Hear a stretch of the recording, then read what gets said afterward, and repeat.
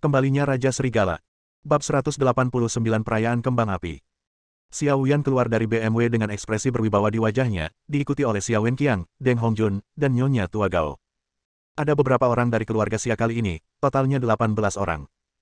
Mereka semua mengenakan pakaian mahal dan tampak cerah dan cantik, seolah-olah mereka datang ke sini untuk menjemput istri mereka.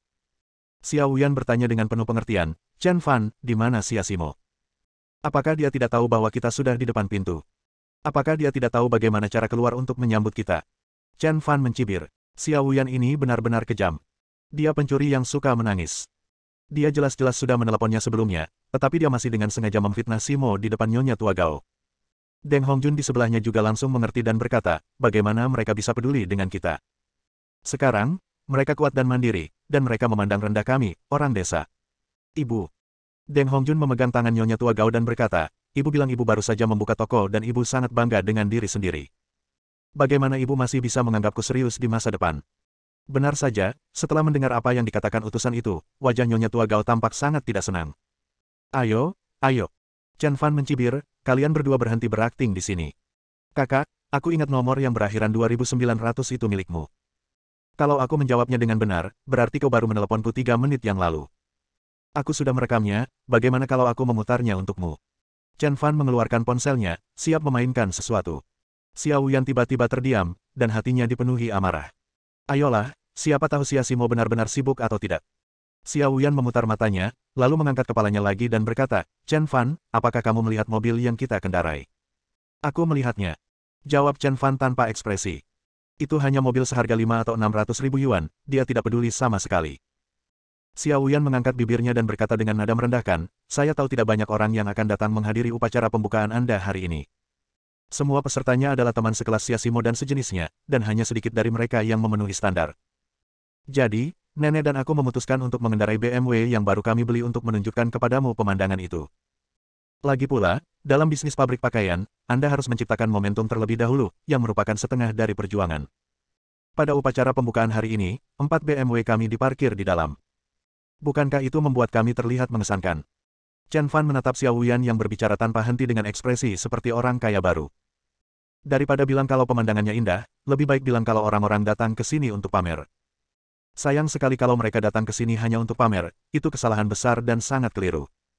Mobil itu hanya seharga 5 atau 600 ribu yuan, dan reputasi keluarga Xia hanya sebatas itu. Dibandingkan dengan orang-orang besar di dalamnya, perbedaannya sungguh terlalu besar. Memahami apa yang mereka maksud, Chen Fan tersenyum dan mengacungkan jempol, sambil berkata, kakak perempuan hebat sekali, kamu sangat perhatian. Melihat ekspresi iri Chen Fan, harga diri Xiao Yan merasa sangat puas. Dia berkata, jika kamu tahu betapa hebatnya dirimu, mengapa kamu tidak pergi dan menyediakan beberapa tempat parkir untuk kami dan memarkir keempat BMW kami di pintu sehingga setiap orang yang datang dan pergi dapat melihatnya. Benar sekali. Nanti, keempat BMW kita akan masuk dalam barisan panjang untuk memberitahu semua orang di dalam bahwa kita, keluarga Xia, ada di sini. Chen Fan memandang keluarga Xia seperti orang bodoh. Deng Hongjun juga berkata, benar sekali, Chen Fan, silakan nyalakan petasan untuk merayakan kemenangan kita. Semakin dia berbicara, semakin keterlaluan jadinya, dan Chen Fan tidak bisa menahan tawa. Sampah, apa yang kau tertawakan? Teriak Xiao Yan. Kami di sini untuk merayakannya untukmu. Ini adalah berkah yang telah kamu peroleh dalam 8 kehidupan. Chen Fan tersenyum pahit dan menggelengkan kepalanya, lalu menjawab, kakak, bibi, aku cukup baik untuk memberitahumu sesuatu. Aku sungguh tidak menyarankanmu untuk menyetir mobil ke sana. Lagi pula, tidak ada tempat parkir di dalam. Bab 190, ketidaktahuan itu mengerikan. Tidak ada tempat parkir. Ketika semua orang di keluarga Xia mendengar kata-kata Chen Fan, wajah mereka tiba-tiba berubah gelap. Chen Fan, apa maksudmu? Kami datang ke sini dengan niat baik untuk merayakan bersamamu, dan ini adalah sikapmu. Kami berkendara ke sini dengan BMW yang harganya lebih dari 500 ribu yuan, dan Anda bilang tidak ada tempat parkir.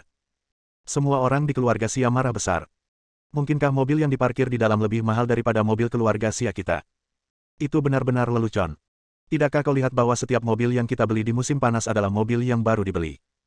Jika Anda berhenti di sini dan terbakar matahari, apakah Anda mampu membayar ganti rugi? Chen Fan terdiam. Dia bermaksud mengingatkan mereka, tetapi dia tetap digigit anjing itu. Xiao Yan mengangkat kepalanya dengan merendahkan, masuklah dan minta mereka memberi keluarga Xia 5 tempat parkir. Sampah macam apa yang berani parkir di tempat parkir? Ini sampah, seharusnya hanya dibuang di pinggir jalan. Deng Hongjun juga berkata, nyalakan saja kembang api kalian untuk menyambut kami, dan jangan risaukan hal lain. Wah wah wah. Keluarga Xia menyalakan BMW dan melajukannya ke pabrik garmen Dianyuan dengan percikan api beterbangan sepanjang jalan. Di dalam mobil, Xiao Yan, Deng Hongjun dan yang lainnya berbicara dengan sombong.